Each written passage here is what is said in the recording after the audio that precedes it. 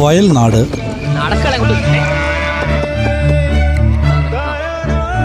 വയനാടിൻ്റെ കാർഷിക സ്പന്ദനങ്ങൾ.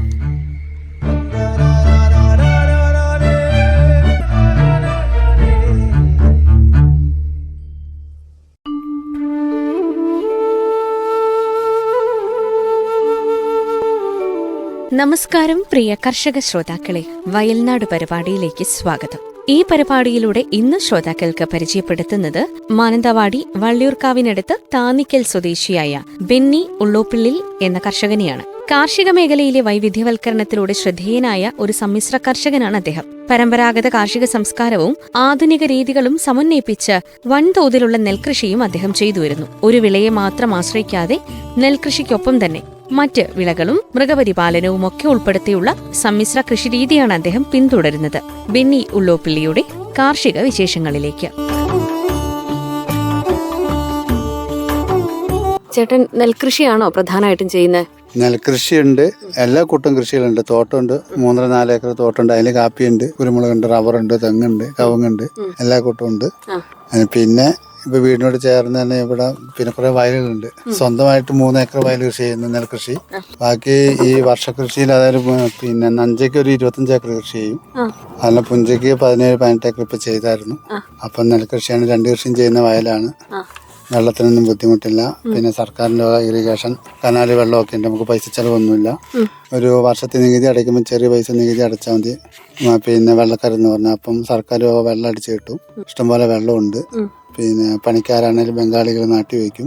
അന്യ സംസ്ഥാനത്ത് നിന്ന് വരുന്ന അല്ല മറ്റു ജില്ലകളിൽ നിന്ന് വരുന്ന കൊയ്ത്തുവണ്ടി ഉപയോഗിച്ച് കൊയ്യും, നെല്ലെല്ലാം ഉണക്കി വയ്ക്കും. പിന്നെ വളരെ മെച്ചമാണ് നെൽകൃഷിയിൽ. കാരണം ഇപ്പോൾ സപ്ലൈക്കോയിലാണ് നെല്ല് കൊടുക്കുന്നത്. ഇത്രയും നെല്ല് പിന്നെ നല്ല വിലയുള്ളതുകൊണ്ട് സപ്ലൈക്കോയിലേക്ക് കൊടുക്കും. 2 കൃഷിയും ചെയ്യുന്നുണ്ട്. നമ്മൾ വേറെ ഏതൊരു കൃഷി ചെയ്താലും വർഷത്തിൽ ഒരാദായമേ ഉള്ളൂ. നെൽകൃഷി ആകുമ്പോൾ 2 കൃഷി ചെയ്യാം. അപ്പം അങ്ങനെ കുഴപ്പമില്ലാത്ത രീതിയിൽ ഇത്രയും കൂടുതൽ കൃഷി എടുത്ത് അങ്ങനെ നല്ല രീതിയിൽ പോകുന്നു. പാടം വീടിനോട് പാടം എൻ്റെ പിന്നെ ഈ വീട് സ്ഥലത്തോട് ചേർന്ന് തന്നെ ആട്ടമുള്ള. ഇവിടെ ഏതാണ്ട് 250 ഏക്കർ പാടം. വയനാട്ടിലെ ഏറ്റവും നല്ലൊരു പാടമാണ് വേമ്പമ്പാടം എന്ന് പറയപ്പെടും.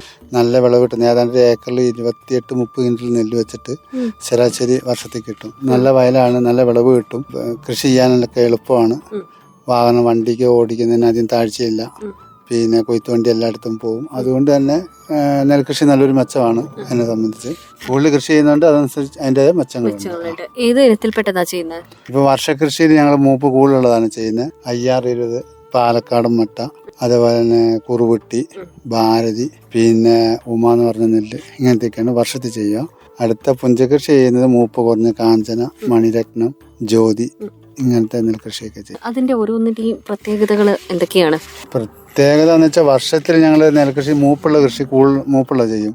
കാരണം അത് മഴയും മറ്റുള്ള രോഗങ്ങളും കീടങ്ങളൊക്കെ വരുമ്പോൾ പ്രതിരോധശേഷി കൂടുതലുണ്ട് മൂപ്പുള്ള നെല്ലിന്. അതേസമയം പുഞ്ചകൃഷി ചെയ്യുമ്പോൾ മൂപ്പ് കുറഞ്ഞില്ല, ഞങ്ങൾക്ക് മഴയ്ക്ക് മുമ്പ് കൊയ്യണം. അപ്പം അതുകൊണ്ട് അതിന് പ്രതിരോധശേഷി കുറവാണ്. അതുകൊണ്ടാണ് ഞങ്ങൾ മൂപ്പ് കുറഞ്ഞ നെല്ല് പുഞ്ചകൃഷി ചെയ്യുന്നു, മൂപ്പ് കൂടുതലുള്ളത് വർഷകൃഷി ചെയ്യുന്നത്. എല്ലാ നെല്ലും മട്ടയാണ്, വെള്ളയല്ല. മട്ടനെല്ലിനാണ് പ്രിയമുള്ളത്. അതുകൊണ്ട് തന്നെ മട്ടയിൽ എല്ലാ വർഷവും ക്രമേണ ചെയ്തു പോകുന്നു. അപ്പൊ ഇത്ര വിപുലമായിട്ട് ഈ നെൽകൃഷിയിലേക്ക് അത്രയും ഏക്കർ ചെയ്യാൻ തുടങ്ങിയിട്ട് ഇപ്പൊ എത്ര വർഷമായി? അതായത് ഞാൻ ഈ കഴിഞ്ഞ വർഷകൃഷിക്കാണ് 25 ഏക്കർ കൃഷി ചെയ്തത്. അതിന് മുമ്പൊക്കെ ഏതാണ്ട് ഒരു 18 ഏക്കർ 20 ഏക്കർ വരെ. വീണ്ടും വയലുകൾ കുറെ കിട്ടാനുണ്ട് ചെയ്യേണ്ടത്. ഇനിയിപ്പോൾ 25 ഏക്കർ കൂടുതൽ ഞാൻ ചെയ്യുന്നില്ല. കാരണം എനിക്ക് തന്നെ അങ്ങോട്ട് മുന്നോട്ട് എല്ലാം കൂടെ ചെയ്തു പോകാൻ ബുദ്ധിമുട്ടാണ്. ഒരു വശത്തുനിന്ന് മരുന്ന് ഇപ്പം നട്ട് ലാസ്റ്റ് എത്തി കഴിയുമ്പോഴത്തേക്ക് അടുത്ത വളമിടലായി, മരുന്ന് റെഡിയായി. പിന്നെ ഞാൻ തന്നെ മൊത്തത്തിൽ ഇത്രയും വയൽ കൃഷി കൈകാര്യം ചെയ്യുന്നതിൻ്റെ ബുദ്ധിമുട്ടുണ്ട് വ്യക്തി എന്ന നിലയിൽ. അപ്പം അത് നല്ലൊരു മെച്ചമുള്ളത് കൊണ്ടാണ് ഞാനൊരു 5 വർഷത്തോളമായി ഇപ്പം ഒരു 15 ഏക്കർ മേലെ കൃഷി ചെയ്യുന്നു. കഴിഞ്ഞ വർഷകൃഷി മുതലാണ് 25 ഏക്കർ കൃഷി ചെയ്തത്. ഈ വർഷകൃഷിക്കും 25 ഏക്കർ കൃഷി ചെയ്യാൻ പിന്നെ വയൽ കാര്യങ്ങളെല്ലാം എടുത്ത് അതിനോടനുബന്ധിച്ചുള്ള പണിയും കാര്യങ്ങളും നടന്നുകൊണ്ടിരിക്കും. അപ്പോൾ ചെറിയ തോതിൽ മുൻപ് ചെയ്ത് അതിൽ നിന്നുള്ള അനുഭവങ്ങളും പാഠങ്ങളും ഉൾക്കൊണ്ടായിരിക്കുമല്ലോ ഇത്രയും വിപുലമായി ചെയ്തത്. അതെ. ഞാനിപ്പോൾ എനിക്ക് 50 വയസ്സായി. എൻ്റെ ചാച്ചൻ മരണപ്പെട്ടു പോയിട്ട് 26 വർഷമായി. ചാച്ചൻ പണ്ടേ മുതൽ പിന്നെ കൃഷിയും കാര്യങ്ങളായിരുന്നു. ഞങ്ങൾ 10 മക്കൾ, 5 ആണുങ്ങളും 5 പെണ്ണുങ്ങളുമാണ്. ഞങ്ങളെല്ലാവരും കൃഷി മേഖല തന്നെയാണുള്ളത്. ഒരാൾ മാത്രമേ കച്ചവടം ബിസിനസ്സായിട്ട് പോയിട്ടുള്ളൂ. അപ്പോൾ എല്ലാവരും കൃഷി മേഖലയാണ്. ഞാൻ ഓർമ്മ വെച്ചപ്പോഴേ മുതൽ കൃഷിയും കാര്യം കണ്ടു വളർന്നു. അതിങ്ങനെ പഠിച്ചു വളർന്നു. കൃഷിനോടായിരുന്നു കൂടുതൽ താല്പര്യം കാര്യം. അതുകൊണ്ട് അങ്ങനെ കൃഷി മേഖലയായിട്ട് തന്നെ മുന്നോട്ട് പോകുന്നു. അപ്പോൾ ഈ നിലം ഒരുക്കൽ മുതൽ വിളവെടുപ്പ് വരെയുള്ള ഘട്ടങ്ങളെ കുറിച്ചൊന്ന് പറയാമോ? ഇതിപ്പം മഴയില്ലാത്തതുകൊണ്ട് അല്ലെങ്കിൽ ഞങ്ങളിപ്പോൾ എല്ലാം ഞാറിന് വേണ്ടിയിട്ട് പൂട്ടിയടിച്ച് കണ്ടെല്ലാം പാകമാക്കിയിട്ടുണ്ടായിരുന്നു. വെള്ളക്കുറവുള്ളത് കൊണ്ട് ഇപ്പം മഴ പെയ്തിട്ടില്ല. മഴ പെയ്തില്ല, കനാലിൽ വെള്ളം അടിച്ച് ഞങ്ങൾ കൃഷി ചെയ്യാനുള്ള ഇതിലായിരുന്നു. ഏതാണ്ട് ഇപ്പം അടുത്ത ആഴ്ചയോടുകൂടി ഞങ്ങൾ വിത്തിടാൻ പ്രാരംഭഘട്ടം എന്ന നിലയിൽ നല്ല നല്ല ഉഴുത് പണി ആരംഭിക്കും. ഓഗസ്റ്റ് 10 15 എല്ലാം നാട്ടുകൾ വയ്ക്കും. അതിനുശേഷം അതിന് പിന്നെ വളവും മരുന്നും ഒക്കെ എല്ലായി അങ്ങനെ പോകും. ഏതാണ്ട് ഒരു നവംബർ പകുതിയോടുകൂടി കതിരിയാടാൻ തുടങ്ങും. ഡിസംബർ ഒരു 20-25 ആകുമ്പോഴത്തേക്കും നെല്ലെല്ലാം നല്ല പഴുത്ത് കൊയ്യേണ്ട അവസ്ഥയിലെത്തും. അതുകൊണ്ട് ജനുവരി 10 തന്നെ മൊത്തത്തിലെല്ലാം നെല്ലും കൊയ്യും. ആ ഒരു അവസ്ഥയിലാണ് പോകുന്നത്. വളപ്രയോഗവും കാര്യങ്ങളൊക്കെ ഏത് രീതിയിലാണ്? ജൈവ വളം മാത്രമാണോ പ്രയോഗിക്കുന്നത്? രാസവളങ്ങൾ ഉപയോഗിക്കാറുണ്ടോ? അതൊന്ന് പറയാം. ഇല്ല, വളപ്രയോഗം എന്ന് വെച്ചാല് ഞങ്ങൾ ഞാറിടുന്ന സമയത്ത് ചാണാനൊക്കെ ഇട്ട് ചാണാനും ചവറും ഇട്ടിട്ടാണ് വിത്ത് വാങ്ങുക. അതിനുശേഷം വർഷത്തില് ഞങ്ങൾ ചാണാൻ ഇടാറില്ല. പുഞ്ചകൃഷിക്ക് പിന്നെ സ്വന്തമായ സ്ഥലം വയലുകളിലെല്ലാം ചാണാൻ ഇടും. മറ്റുള്ള വയലുകളിലൊന്നും ചാണാൻ ഇടലില്ല. പിന്നെ ഞാറ് പറിച്ച് നട്ട് കഴിഞ്ഞാൽ ഒരു നാട്ടി വെച്ചൊരു 3 ദിവസത്തിനുള്ളിൽ ഞാൻ കിള പൊന്താണ്ട്, പണ്ടത്തെ കാലത്തൊക്കെ ഞങ്ങൾ സ്ത്രീകളെ ഉപയോഗിച്ച് കിള പറിക്കുമായിരുന്നു. ഇപ്പം അതൊന്നും ഒന്നാമത് ജോലിക്കാരങ്ങനെ ഇല്ല. എന്നിട്ട് രണ്ടാമത് സാമ്പത്തിക ബാധ്യത കൂടുതലുള്ളത് കൊണ്ട് ഞങ്ങൾക്ക് ഒക്കാത്തത് കൊണ്ട് നാട്ടി വെച്ച് 3 ദിവസത്തിനുള്ളിൽ ഞങ്ങൾ കിളനാശിനി ഇടും. അത് യൂറിയ വളത്തിൻ്റെ ഒപ്പം ഒരു കിള പോകുന്ന ഒരു മരുന്നുണ്ട്. അത് കൂട്ടി മിക്സ് ആക്കിയിട്ട് പിന്നെ തൂളി കൊടുക്കും. ഈ കിളനാശിനി ഇട്ട് കഴിഞ്ഞാൽ 10 ദിവസം കഴിയുമ്പോൾ ഞങ്ങൾ ആദ്യത്തെ വളപ്രയോഗം ചെയ്യും. ആദ്യം ഫാക്ടംബോസ് വളം ഒരു ഇടുക. അതിനുശേഷം ഒരു 20 ദിവസം കഴിയുമ്പോൾ അടുത്ത വളം യൂറിയം പൊട്ടാഷായിട്ട് ഇടും. പിന്നെ അങ്ങനെ 3 വളമായിട്ട് ഇംഗ്ലീഷ് വളം കൊടുക്കുന്നുണ്ട്. അതിനോടനുബന്ധിച്ച് നാട്ടി കഴിഞ്ഞ് ഒരു 25 ദിവസം കഴിയുമ്പോൾ മരുന്നടിക്കും. പുഴുവിൻ്റെ മരുന്നടിക്കുക. അത് കഴിഞ്ഞ് കരിച്ചൽ എന്തെങ്കിലും കാണുന്നുണ്ടെങ്കിൽ കീടനാശിനി കുമിൾനാശിനിയുടെ കൂട്ടി അടിക്കും. പിന്നീട് ഇപ്പോൾ കുറച്ചായിട്ട് നെല്ലിന് പിന്നെ കതിര് വരാൻ തുടങ്ങുമ്പോൾ ചാഴി വരും, അല്ലെങ്കിൽ മൂഞ്ഞ രോഗം വരും. അപ്പോൾ ആ സമയത്ത് നമ്മൾ മരുന്ന് ഷോപ്പിൽ പോയിട്ട് അതിനനുയോജ്യമായ മരുന്ന് വാങ്ങിച്ച് കതിര് ചാടുന്നതിന് മുമ്പും അടിക്കാറുണ്ട്. പ്രധാനമായിട്ട് ഇപ്പം ചാഴി വരുന്നു പറഞ്ഞു. അതുപോലെ നെല്ലിൽ കണ്ടുവരുന്ന കീടരോഗബാധകൾ എന്തൊക്കെയാണ്? നെല്ലിൽ കീടബാധ വെച്ചാൽ പിന്നെ പുഴുണ്ടാവും. ഇപ്പം ഈ നമ്മൾ കതിര് ചാടിക്കഴിയുമ്പോൾ വെൺകാമ്പ് പോലെ ഓരോ കതിരുകളും അതിൽ വെളുത്ത് വരും. അത് ഈ കതിര് വരുന്നതിന് മുമ്പ് അതിൻ്റെ വേരയിൽ ചെളിയിൽ നിന്നും പുഴു കയറി പിടിക്കുന്നതെന്ന് പറയും. അപ്പം അന്നേരം നമ്മൾ മരുന്നടിച്ചിട്ടുണ്ടെങ്കിൽ ആ വെൺകാമ്പ് എന്ന് പറഞ്ഞാൽ, അതായത് ഓരോ കതിര് ഫുൾ വെളുത്തിട്ട വരിക, അത് വരും പതിരായിരിക്കും. അപ്പം അതിൽ ഈ ഉള്ളിൽ നിന്നും വേരെ കൂടെ പുഴു കയറി അതിന് ജലാംശം എല്ലാം കുടിച്ച് അത് പിന്നെ കതിരായി വരില്ല. അങ്ങനെ വരുന്നതിനൊക്കെ അപ്പോൾ അതിന് മുന്നോടിയായിട്ടാണ് ഞങ്ങൾ മരുന്നടിക്കുന്നത് ഈ രോഗങ്ങൾ വരാണ്ട്. അതേപോലെ തന്നെ ചില സമയത്ത് കരിച്ചൽ രോഗം വരും. ചില സമയത്ത് ചിലപ്പോൾ നല്ല ചൂടാണെങ്കിലോ നമുക്ക് അനുയോജ്യമായ മഴയോ അല്ലെ ഈർപ്പകാലൊന്നും കിട്ടിയില്ലെങ്കിൽ ചൂട് കൊണ്ട് കരിച്ചൽ രോഗം വരും. അന്നേരം ഞങ്ങൾ കൃഷിഭവൻ, മാനന്തവാടി കൃഷിഭവനാണ്, കൃഷി ഓഫീസറുമായിട്ട് സംസാരിച്ച് അല്ല വന്ന് കണ്ട് അവർ പിന്നെ അനുയോജ്യമായ മരുന്നുകൾ പറഞ്ഞു തരുമ്പോൾ അതനുസരിച്ച് ചെയ്യും. ഈ കീടരോഗബാധകളല്ലാതെ നെൽകൃഷിയിൽ പ്രധാനമായിട്ടും നെൽകൃഷി ചെയ്യുമ്പോൾ ഉണ്ടാകുന്ന ബുദ്ധിമുട്ടുകൾ, വെല്ലുവിളികൾ എന്തൊക്കെയാണ്? വെല്ലുവിളികൾ എന്ന് വെച്ചാൽ ഞങ്ങൾക്കിപ്പോൾ കൃഷി ചെയ്യുമ്പോൾ പ്രധാനമായിട്ടും നമുക്കിപ്പോൾ സർക്കാർ ധാരാളം കൃഷിയെ പ്രോത്സാഹിപ്പിക്കുന്നുണ്ട്. വിത്തായിട്ടും വളങ്ങളെല്ലാമായിട്ട് കൊടുക്കുന്നു. ഞങ്ങളെ സംബന്ധിച്ച് മാനന്തവാടി കൃഷിഭവനിൽ വിത്തുകൾ ഞങ്ങൾക്ക് ഒരു സബ്സിഡി ആയിട്ടോ അല്ലെങ്കിൽ പകുതി പൈസയ്ക്കോ അല്ലെങ്കിൽ ഫുൾ ഫ്രീ ആയിട്ടൊന്നും കൃഷിക്കാർക്ക് കിട്ടാറില്ല. തൊട്ടപ്പുറം അടുത്തടുത്തുള്ള പഞ്ചായത്തുകളിൽ അല്ലെങ്കിൽ കൃഷിഭവനിലെല്ലാം വിത്തുകളെല്ലാം സബ്സിഡി ആയിട്ടും 1 രൂപ പോലും ഇല്ലാണ്ട് അവിടുത്തെ നികുതി ചീട്ട് ഹാജരാക്കിക്കൊണ്ട് വയലിന് കൃഷി ചെയ്യാൻ വേണ്ടിയിട്ട് കൃഷിഭവനിന് കിട്ടുന്നുണ്ട്. മാനന്തവാടി കൃഷിഭവനിൽ നിന്ന് അങ്ങനെ ഞങ്ങൾക്ക് കൃഷിക്കാരെ സഹായിക്കാനുള്ള ഒരു അനുയോജ്യമായ വിത്തുകൾ ഒന്നും കിട്ടുന്നില്ല. രണ്ടാമത് വളമാണെങ്കിലും ഇപ്പോൾ കഴിഞ്ഞ ഒരു 3 മാസം മുമ്പ് വരെ ഫാക്ടംബോസിന് 1500 രൂപ താഴെ നിന്ന ഫാക്ടംബോസിന് ഇപ്പോൾ 2100 രൂപയായി. അതുപോലെ എല്ലാ വളങ്ങളും പൊട്ടാഷിന് 1900 ചില്ലറ, എല്ലാ വളങ്ങൾക്കും വില കൂടി. മരുന്നാണെങ്കിൽ കണ്ടമാനം വിലകളെല്ലാം കൂടി. അപ്പോൾ എന്നെ സംബന്ധിച്ച് ഇപ്പോൾ ഞങ്ങളിപ്പോൾ ഇങ്ങനെ ചെയ്യുന്നുണ്ട്. ഇതേപോലെ മരുന്നും മറ്റുള്ള അനുബന്ധമായ കാര്യങ്ങളെല്ലാം കൂടി വരികയാണെങ്കിൽ പിന്നെ കൃഷികളെല്ലാം കാലക്രമേണ കുറഞ്ഞു വരും. കാരണം കൃഷിക്കാരെ സഹായിക്കാൻ മരുന്നായിട്ടും വളമായിട്ടും അതുപോലെ തന്നെ വിത്തായിട്ടും സർക്കാരിൽ നിന്ന് ഞങ്ങൾക്കൊരു പ്രത്യേക ആനുകൂല്യങ്ങളൊന്നും കിട്ടിയില്ലെങ്കിൽ കൃഷിക്കാരെല്ലാം കൃഷി കുറച്ച് വരും. ഇപ്പോൾ ഇവിടെ ഞാറ് നടുന്നത് തന്നെയാണെങ്കിലും പണ്ട് കാലത്തൊക്കെ പഠിച്ച പെണ്ണുങ്ങൾ വനിതകളായിരുന്നു. അപ്പോൾ ഇപ്പം അവരൊന്നും കിട്ടാറില്ല. മാത്രമല്ല പഴയവരെല്ലാം പ്രായമൊക്കെ ആയി അവർ ചെളിയിൽ ഇറങ്ങണ്ടായി. പുതിയ തലമുറ പിള്ളേരൊന്നും വയലുകളിലേക്ക് ഇറങ്ങാറില്ല. ഇപ്പം നമ്മൾ തന്നെയാണെങ്കിലും പിള്ളേരൊന്നും വയലിൽ വരുമോ നോക്കാറില്ല. എനിക്ക് 3 പിള്ളേരുണ്ട്. നടുക്കത്തെ പെങ്കൊച്ച, മൂത്തവനും ഇളയവനും ചെക്കന്മാരാ. അവർ രണ്ടുപേരും എപ്പോഴും എൻ്റെ ഒപ്പം വയലിൽ വരും. എല്ലാ കാര്യത്തിലും കൂടും. പിന്നെ എല്ലാ കാര്യത്തിലും നോക്കാനും ഒന്ന് വെള്ളം കെട്ടിവിടാൻ പറഞ്ഞ് പിള്ളേരൊക്കെ പോകും. പക്ഷെ എല്ലാ പിള്ളേരും അങ്ങനെ പോകാറില്ല. അപ്പോൾ വരും കാലങ്ങളിൽ ഇതെല്ലാം എൻ്റെ കണക്കൂട്ടലിൽ ഒരു 4-5 വർഷം കഴിയുമ്പോഴത്തേക്ക് ഇതെല്ലാം നിന്നു പോകുന്ന ഒരവസ്ഥയിലേക്കാണ് വരുന്നത്. കാരണം വളത്തിനെല്ലാം കണ്ടമാനം വില കൂടി, മരുന്നുകൾക്ക് വില കൂടി, തൊഴിലാളികൾക്ക് ക്ഷാമമാണ്. എങ്കിലും ഇപ്പം ഈ നാട്ടിൽ നടന്നു പോകുന്ന അന്യസംസ്ഥാന ബംഗാളികൾ വരുന്നത് കൊണ്ട് നട്ടുപോകുന്നു. അതുപോലെ ഡീസലിന് വില കൂടി. അപ്പം ഞങ്ങൾക്ക് വണ്ടിക്കാണെങ്കിലും എല്ലാം ഡീസൽ ചെലവ് കാര്യങ്ങളെല്ലാം കൂടി. അപ്പം സ്വന്തമായിട്ട് ട്രാക്ടർ ഉണ്ട്, ഡ്രൈവറെ കൂട്ടിയിട്ടാണ് ഉപയോഗിക്കുന്നത്. അവന് ഓരോ വർഷം വരുംതോറും, ഓരോ കൃഷിക്ക് വരുംതോറും ഡ്രൈവറുടെ കൂലി കൂടി വരുന്നു, ഡീസൽ കൂലി കൂടി വരുന്നു, വണ്ടീൻ്റെ മെയിൻ്റനൻസ് ചെലവുകൾ കൂടുന്നു. ഇതിനൊന്നും കൃഷിക്കാർക്ക് ഒരു ആനുകൂല്യമോ സബ്സിഡിയോ ഒന്നും ഇല്ലാത്ത നിലയ്ക്ക് ഏതാണ്ട് ഒരു 5 വർഷം കഴിയുമ്പോഴത്തേക്കും ഈ നെൽകൃഷിയൊക്കെ അന്യമായി നിന്നു പോകുന്ന ഒരവസ്ഥയിലാണ്. ആ നെൽകൃഷി തന്നെയല്ല, കരയിലെ കൃഷികളാണെങ്കിലും എല്ലാം നിന്നു പോകുന്ന ഒരു അവസ്ഥയിലാണല്ലോ. ഇപ്പൊ പണ്ട് കാലത്തൊക്കെ നേരത്തൊക്കെ ഞങ്ങൾ തോട്ടം കിളയ്ക്കുമായിരുന്നു. ഇപ്പൊ തോട്ടം കിളയ്ക്കാൻ പണിക്കാർക്ക് ബുദ്ധിമുട്ട്, കിട്ടാനില്ല, കൂലി ആസ്തിയായതുകൊണ്ട് ഒന്നും പറമ്പ് കിളയ്ക്കാറില്ല. കാട് വെട്ടുന്ന മെഷീൻ ഉപയോഗിച്ച് പറ്റ മില്ല് വെട്ടിക്കളയലേ ഉള്ളൂ. അപ്പൊ അതിങ്ങനെ കുറഞ്ഞപ്പോൾ കരയിലെ പണികളെല്ലാം കുറച്ചു. അതേപോലെ തന്നെ ഇപ്പം എന്താണെങ്കിലും 5 വർഷം കഴിയുമ്പോഴത്തേക്കും നെൽകൃഷി ഒരു നിന്നു പോകുന്ന ഒരു അവസ്ഥയിലാണ് ഇപ്പൊ വരുന്നത്. പിന്നെ ഈ ഒരു ഏരിയ എന്ന് പറയുന്നത് വെള്ളം കയറുന്ന ഒരു സ്ഥലമാണല്ലോ. ഈ അപ്രതീക്ഷിതമായിട്ടുണ്ടാകുന്ന മഴയും ഈ വെള്ളപ്പൊക്കവും ഒക്കെ ഏത് രീതിയിൽ ബാധിക്കാറുണ്ട്? വെള്ളപ്പൊക്കം ഞങ്ങൾ സാധാരണ ഇപ്പൊ ഇവിടെ നെൽകൃഷി ചെയ്യുന്ന സ്ഥലത്ത് വെള്ളം കയറുന്ന ഒരു അവസ്ഥയായതുകൊണ്ട് ഞങ്ങളെല്ലാം ഈ വെള്ളം കയറുന്ന ആ ഒരു മാസം ഡേറ്റ് എല്ലാം അറിയാം. ഏതാണ്ട് ഓഗസ്റ്റ് മാസത്തിലാണ് വെള്ളം കയറുക. അപ്പം ഇതിന് മുമ്പെല്ലാം കയറിയത് അങ്ങനെ. അപ്പൊ അത് കണക്കാക്കിക്കൊണ്ടാണ് ഞങ്ങൾ കൃഷി ഇറക്കുക. കൃഷി ചെയ്യുമ്പോഴേ അത് കണക്കാക്കി. അതെ. അപ്പം ഞങ്ങൾ വിത്ത് കുറച്ച് താമസിച്ചിടും. വിത്ത് ഇട്ടേണ്ടതിൽ ഒരു 25-ന്റെ 30-ന്റെ ഉള്ളിൽ പറിച്ചു നടണം. അപ്പം വെള്ളം കയറി ഇറങ്ങി കഴിയുമ്പോൾ നടത്തക്ക രീതിയിലാണ് കൃഷി മേഖലകളെല്ലാം ചെയ്തുകൊണ്ടിരിക്കുന്നത്. അല്ലെങ്കിൽ വെള്ളമെല്ലാം കയറി ഞാറെല്ലാം അഴുകിപ്പോവും. പിന്നെ ഞങ്ങൾ ഒന്നേനെ തുടങ്ങേണ്ടി വരും. അപ്പം ചെലവെല്ലാം കൂടുന്നു. അപ്പം അതുകൊണ്ട് വെള്ളം കയറി ഇറങ്ങി കൈയോടെ നടും. അതിന്റെ മുമ്പ് ഞങ്ങൾ വിത്ത് പാകിയിരിക്കും. ആ ഒരവസ്ഥയിലാണ് കൃഷി മേഖല പോകുന്നത്. ഇപ്പം പലതരം യന്ത്രങ്ങൾ കടന്നു വന്നിട്ടുണ്ട്. ജോലി എത്രമാത്രം എളുപ്പമായിട്ടുണ്ട്?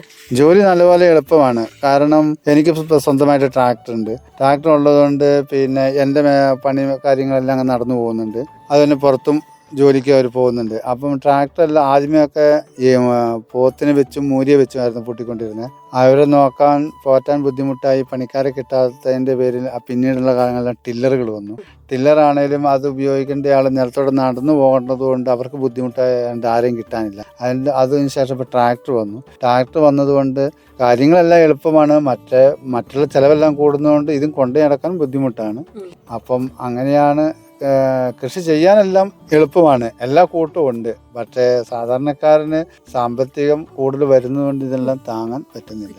വൈക്കോല് എന്താ ചെയ്യുന്നത്? വൈക്കോല് ഞങ്ങൾ ഇപ്പൊ ചെയ്യുന്ന കൃഷി ഏതാണ്ട് ജനുവരി കൊയ്യും. ജനുവരി കൊയ്തിൻ്റെ ആ പുല്ലുകളെല്ലാം ഞങ്ങൾ കണ്ടെത്തി തന്നെ ഇട്ട് റോളാക്കും. ട്രാക്ടറിൻ്റെ മെഷീനുണ്ട്. റോളായി കെട്ടിക്കൊണ്ട് ഞങ്ങൾ പിന്നെ കരയിലേക്ക് കയറ്റി വയ്ക്കും. കുറേ പേര് ഇവിടെ തന്നെ വന്ന് പുല്ലെടുത്തിട്ട് പോകും. അല്ലാണ്ട് ഞങ്ങൾ കരയിൽ കൊണ്ട് സ്റ്റോക്ക് ചെയ്യും. അത് ആവശ്യക്കാർ ഇവിടെ വന്നെടുത്തിട്ട് പോകും. നല്ല മെച്ചമാണ്. നെൽകൃഷി വാഹനം കൊയ്ത്ത് വണ്ടി പോകുന്ന ഒരു വയലിൽ നെൽകൃഷി എന്തായാലും നല്ല ലാഭമാണ്. ഒരു കർഷകൻ എന്ന നിലയ്ക്ക് ചേട്ടൻ എന്തെങ്കിലും തരത്തിലുള്ള അംഗീകാരങ്ങൾ തേടിയെത്തിയിട്ടുണ്ടോ? എനിക്ക് അംഗീകാരങ്ങൾ തേടിയെത്തിയിട്ടില്ല. കഴിഞ്ഞ വർഷം ഈ തവഞ്ഞാൽ പഞ്ചായത്തിൽ നമ്മുടെ മാനന്തവാടി ഫാർമേഴ്സ് ബാങ്കിന്റെ വക എനിക്കൊരു അവാർഡ് കിട്ടിയിരുന്നു. പുതിയ അടുത്ത ഒരു കൗണ്ടറിന്റെ ഓർമ്മകളിലും 2000 രൂപ ഒരു മൊമെന്റോയും കിട്ടിയിരുന്നു. പിന്നീട് ഞങ്ങളങ്ങനെ പോവാറില്ല. പിന്നെ എല്ലാ ദിവസവും ഈ വയൽകൃഷിയും തോട്ടകൃഷിയും എല്ലാം കൂടി ആയതുകൊണ്ട് എപ്പോഴും കൃഷി മേഖല തന്നെ പോയിക്കൊണ്ടിരിക്കുകയാണ്. ചേട്ടൻ നേരത്തെ പറഞ്ഞ പോലെ കാർഷിക മേഖല വലിയ പ്രതിസന്ധികൾ നേരിട്ടുകൊണ്ടിരിക്കുകയാണ്. ഈ വളങ്ങളുടെ വില വർധനവ്, തൊഴിലാളികളെ കിട്ടാത്ത അവസ്ഥ, പിന്നെ കൃത്യമായ വിപണി കണ്ടെത്താൻ കഴിയാത്ത അവസ്ഥ, ഇതൊക്കെ ബാധിക്കുന്നുണ്ട്. അപ്പൊ നമുക്ക് ഇതിനെയൊക്കെ ഏത് രീതിയിൽ അതിജീവിച്ച് കാർഷിക മേഖലയെ തിരിച്ചു കൊണ്ടുവരാൻ കഴിയും?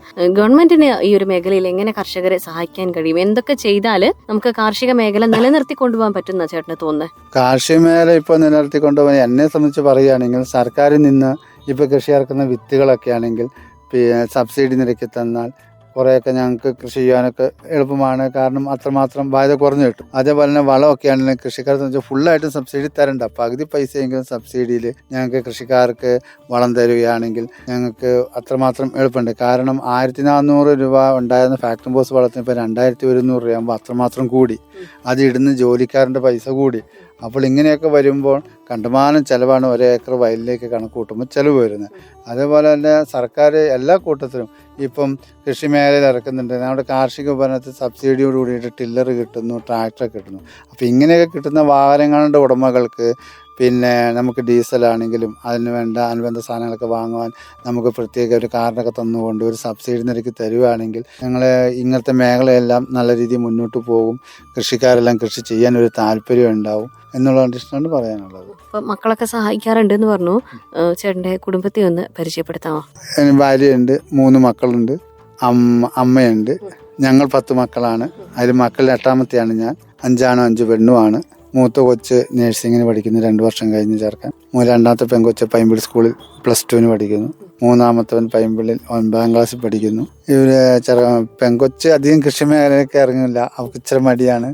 എങ്കിലും മൂത്തവൻ ബാംഗ്ലൂരാണ് പഠിക്കുന്നത്. അവൻ വന്നു കഴിഞ്ഞാലും എല്ലാ ദിവസവും ഇപ്പോഴും വിളിച്ചിട്ടേ ഉള്ളൂ. ഓരോ കാര്യങ്ങളിൽ ഈ പ്രാവശ്യം കൊയ്തു, നെല്ലെല്ലാം സപ്ലൈക്കൽ കയറ്റിയോ, കൊടുത്തോ, എത്ര ചാക്കുണ്ടായിരുന്നു, എത്ര കിൻഡൽ ഉണ്ടായിരുന്നു, പിന്നെ PRS ബില്ലെല്ലാം കിട്ടും എന്നെല്ലാം അന്വേഷിക്കും. ആ വന്നു കഴിഞ്ഞാൽ അപ്പം തന്നെ നടക്കും. കന്നുകാലികളുണ്ട്, പശുവുണ്ട് 2 ആടുണ്ട്, കോഴിയുണ്ട്, പട്ടിയുണ്ട്, എല്ലാ കൂട്ടമുണ്ട്. അപ്പം ഇവർ വന്നു കഴിഞ്ഞാലും ഇതിനെ കുളിപ്പി, അവൻ വന്നു കഴിഞ്ഞാൽ ഇതിനെല്ലാം നോക്കും. ഇളയം സ്കൂൾ വിട്ട് വന്നാൽ പഠിത്തത്തിനും കുഴപ്പമില്ല, അത്യാവശ്യം നല്ല രീതിയിൽ പഠിക്കും. ഈ കന്നുകാലിയുടെ കാര്യത്തിലെല്ലാം നോക്കിക്കോളും. എല്ലാ കാര്യത്തിലും അത്യാവശ്യം പുല്ല് വെട്ടിയിട്ട് കൊണ്ടുവരാനോ അല്ലെങ്കിൽ കുറച്ച് പുല്ലിങ്ങ് വെട്ടിക്കോ എന്ന് പറഞ്ഞാൽ ആ വെട്ടിക്കോളും. ഒന്നിനും മടിയൊന്നുമില്ല. എന്നെപ്പോലെ തന്നെ എൻ്റെ 2 ആൺപിള്ളേരും എന്നോടൊപ്പം സഹായിക്കാനുണ്ട്. പിന്നെ സ്ഥിരമായിട്ട് 2 ജോലിക്കാരുണ്ട്. പിന്നെ അത്യാവശ്യം വണ്ടി ഓടേണ്ട സമയത്ത് വണ്ടി ഓട്ടാൻ ജോലിക്കാരുണ്ട്. ഇങ്ങനെയെല്ലാം അങ്ങ് പോകുന്നു. ഇപ്പം പശു വളർത്തലുണ്ടെന്ന് പറഞ്ഞല്ലോ, ഫാം പോലെയാണോ അതോ? ഫാം അല്ല, 2 പശുവുണ്ട്. അതിൻ്റെ ഒരു 25 ലിറ്റർ പാല് മാനന്തവാടി സൊസൈറ്റി അളക്കുന്നുണ്ട്. ഒരു 7-8 ലിറ്റർ പാലോളം ഇവിടെ അടുത്തുള്ള വീടുകളിൽ ഇങ്ങനെ കൊടുക്കുന്നുണ്ട്. അത് പ്രത്യേക ഒരു ഇതില്ല, ഒരു സൈഡ് ബിസിനസ് പോലെ ചെയ്യുന്നു. രാവിലെ പുറത്തോട്ടത്തിലിട്ട് കൊണ്ടുപോയി കെട്ടും, ഒരു ഉച്ചയോടുകൂടി കയറ്റി കെട്ടും. അപ്പം എല്ലാ പണികളും നടക്കുമ്പം അതിനോടൊപ്പം ഈ ഒരു പശു നടത്തുന്നതെന്ന് മാത്രമേ ഉള്ളൂ. ബയോഗ്യാസ് ഉണ്ട്, അപ്പം ചാണകത്തിന്റെ ആവശ്യമുണ്ട്. ഏതാണ്ട് ഒരു 20 വർഷത്തോളം മേലെയായി ബയോഗ്യാസ് ഉള്ളത്. അപ്പം അതുകൊണ്ട് അതിന് ഗ്യാസ് വേണ്ടതുകൊണ്ട് പശു ആവശ്യമാണ്. തോട്ടത്തിലേക്ക് ചാണകത്തിനും ആവശ്യമുള്ളത് കൊണ്ട് 2 പശു, ഒരു കിടാവും ഉണ്ട്. അപ്പം എല്ലാ കൃഷികളെല്ലാം ഇങ്ങനെ കണക്റ്റഡ് ആയിട്ട് പോകുന്നു. ഓക്കെ. അപ്പോൾ ഇനി കാർഷിക മേഖലയിലാണെങ്കിലും ഇപ്പോൾ നെൽകൃഷി ഇത്രയും വിപുലമായി ചെയ്യുന്ന ഒരാളാണ്. ഇനിയും ഒരുപാട് പ്രതിസന്ധികളെ പറ്റി ചേട്ടൻ പറഞ്ഞു. പക്ഷെ അതൊക്കെ അതിജീവിച്ച് ഇനിയും കാർഷിക മേഖലയിൽ വിജയകരമായി തുടരാൻ സാധിക്കട്ടെ. എല്ലാവിധ ആശംസകളും ചേട്ടാ. Thank you. കാർഷിക വൈവിധ്യവൽക്കരണം വഴി കൃഷിയിലെ നഷ്ടസാധ്യതകൾ കുറയ്ക്കാനും സ്ഥിര വരുമാനം ഉറപ്പാക്കാനും ഈ കർഷകന് സാധിക്കുന്നുണ്ട്. കൃത്യമായ ആസൂത്രണവും അക്ഷീണ പരിശ്രമവും കൊണ്ട് പ്രദേശത്തെ കർഷകർക്ക് തന്നെ മികച്ചൊരു മാതൃകയാണ് ബെന്നി ഉള്ളോപ്പിള്ളിൽ. ഈ കർഷകന്റെ കൃഷിവിശേഷങ്ങൾ ഇവിടെ പൂർണ്ണമാകുന്നു. മറ്റൊരു കർഷകനെ പരിചയപ്പെടുത്താം വയൽനാട് പരിപാടിയുടെ അടുത്ത അധ്യായത്തിൽ. നന്ദി, നമസ്കാരം.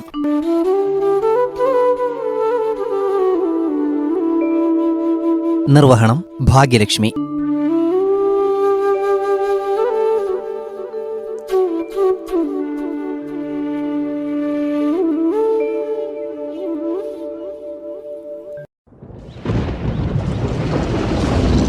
വയൽനാട്